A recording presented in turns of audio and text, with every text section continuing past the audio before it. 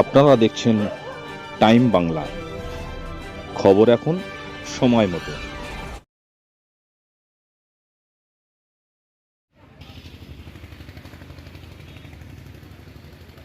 নির্বাচন হয়ে গেছিল এই সমবায়ে নির্বাচন হয়নি, পেশি শক্তি প্রয়োগ হয়েছিল, জোর করে চাষিদেরকে ভোট দিতে দেওয়া হয়নি, নমিনেশন করতে দেওয়া হয়নি। এই নমিনেশনটা তারকেশ্বরে টেনে নিয়ে যাওয়া হয়েছিল। এখান থেকে যারা চাষিরা গিয়েছিলেন মনোনয়ন করতে, নমিনেশন করতে, তাদেরকে মেরে ধরে ঘাড় ধাক্কা দিয়ে বের করে দেওয়া হয়েছে। বের করে দিয়েছে তৃণমূল কংগ্রেসই আমার দলের এমএলএ রামসিংহ রায়ের লোকজন। আজকে নমিনেশন হচ্ছে, সেই তার পরিপ্রেক্ষিতে আমরা হাইকোর্ট যাই। মহামান্য হাইকোর্ট পুনরায় ফের নির্বাচনের আদেশ দিয়েছেন। আজকে পিয়াসারা সমবায় থেকে নমিনেশন হচ্ছে। আমরা তৃণমূল কংগ্রেসের পক্ষ থেকে আমরা নমিনেশন করলাম। আর ভোটের রেজাল্টের দিন দেখা যাবে কারা তৃণমূল, কারা বিজেপি, কারা সিপিএম। যেদিন রেজাল্ট হবে সেই দিন আপনাদের মাইক্রোফোন আমাদের সামনেই থাকবে, আর আমরাই বাইট দেবো। এখানে হচ্ছে রামসিংহ রায় নিজে একটা তলানিতে একটা গোষ্ঠীদ্বন্দ্ব তৈরি করার চেষ্টা করছে। এমএলএ সাহেব নিজে এখানে গোষ্ঠীদ্বন্দ্ব তৈরি করছে।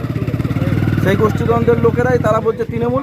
আপনারা ব্যাকগ্রাউন্ড খুলে দেখুন, যারা এসে নমিনেশন করে গেছে বলছে আমরা তৃণমূল, তারা প্রকৃতি বিজেপি। প্রকৃত লোক যারা, তারা সবাই 2024 সালে বিজেপির সদস্য ছিলেন। আমাদের জেলা সভাপতি সাহেব বলবেন কারা বিরোধী কারা শাসক। জেলা সভাপতি সাহেবকে প্রশ্ন করুন যে শহীদুল আকাশ কারা, ওরা তৃণমূলের লোক নাকি, ওরা নমিনেশন তুলেছে, আর ওরা কারা তৃণমূলের লোক নাকি। জেলা সভাপতি সাহেব রামন্ত সিংহ রায় মহাশয় জবাব দেবে যে কারা তৃণমূল কারা বিজেপি। উনি চাইলে পারতেন আন্ডারস্ট্যান্ডিং করতে তিনটে সমিতিকে।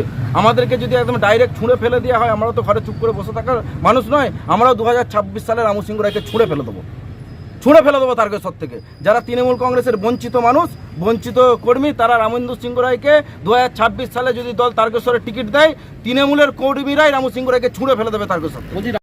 জমা দিয়েছি। আমাদের রামসিংহ রায় আমাদের এমএলএ, ওনার আমরা ক্যান্ডিডেট, ওনার জন্য আমরা এইখানে সমবায় সমিতিতে আমরা দাঁড়িয়েছি। আপনাদের বিরুদ্ধেও তো আর একটা দল গোষ্ঠী তারাও জমা দিয়েছে, কি বলবেন? শহীদুল মোল্লারা দাঁড়িয়েছে, কিন্তু ওরা নির্দল থেকে ওসবের কোনো আমরা কিছু বলতে পারবো না, কেননা ওরা কোথা থেকে হয়েছে কি থেকে হয়েছে ওটা আমরা জানি না। সে তো নির্দলেও করেছে, যারা নির্দল থেকে দাঁড়িয়েছে তারাও তো দিদির পতাকা নিয়েই করেছে, নির্দল থেকে দাঁড়িয়েছে। আছে তো বটে, কি আছে? গোষ্ঠীদ্বন্দ্ব আছে তো, নাহলে কি আর এই কাজটা হয়? এমএলএর বিরুদ্ধে যারা দাঁড়িয়েছে, যারা নমিনেশন জমা দিচ্ছে, তারা এমএলএর বিরুদ্ধে করছে, তার মানে কি গোষ্ঠীদ্বন্দ্ব। কি চাইছেন আপনারা? আমরা চাইছি আমাদের এমএলএ যাতে আমাদের এখানে এমএলএ পদ পাক, বা আমরা সুস্থভাবে ভোটটা করাতে পারি, আমরা তৃণমূলকে যাতে জেতাতে পারি, সেই জন্য আমরা আজকে এই জায়গাতে। একমাত্র ওই পিয়াসারা সমবায় সমিতি 18টা কমপ্লিট, 19টা পিয়াসারা সমবায় সমিতি, স্টেশনপট্টি সমবায় সমিতি, কেউ বা কারা ওইটা নিয়ে হাইকোর্টে যায়। হাইকোর্ট রায় দেয় যে প্রসেস করতে হবে। এই 20 তারিখ থেকে, ডিসেম্বরের 20 থেকে 31শে জানুয়ারির মধ্যে এই প্রসেসটা কমপ্লিট করতে হবে। মহামান্য কোর্ট রায় দেওয়ার পর আজকে 23 তারিখ, আজকে ওখানে নমিনেশন সাবমিট করা হয়েছে। তৃণমূল কংগ্রেসের পক্ষ থেকে আজকে আমরা 9টা সিট 11টা আমরা জমা দিয়েছি, কারণ ভুল ভ্রান্তি থাকতে পারে, সেই জন্য আমরা 11টা দিয়েছি। যদি ক্যান্সেল হয় একটা, তাহলে আমাদের পরবর্তীকালে আমরা 27 তারিখে যে উইথড্রলের ডেট, সেখানে আমরা ওই দুটো আমরা তুলে নেব। সেই জন্য আমরা দিয়েছি দলের পক্ষ থেকে। দলের সভাপতি হিসাবে দলের পক্ষ থেকে আমাদের যে প্যানেল আজকে জমা পড়েছে, ওইটাই দলের তরফ থেকে ওই প্যানেল। এটাই আমাদের বলার।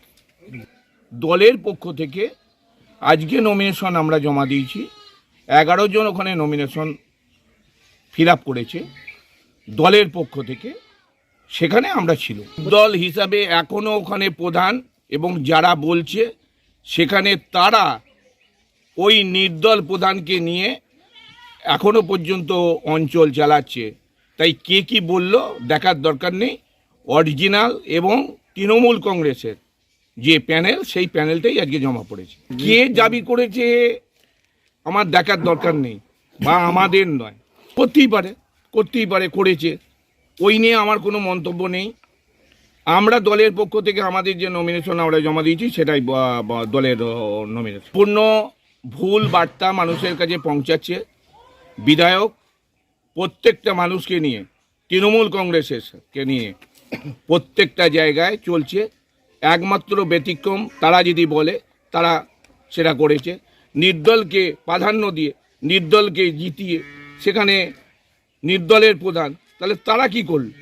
সেখানে সেই ভোট তারা চালাচ্ছে।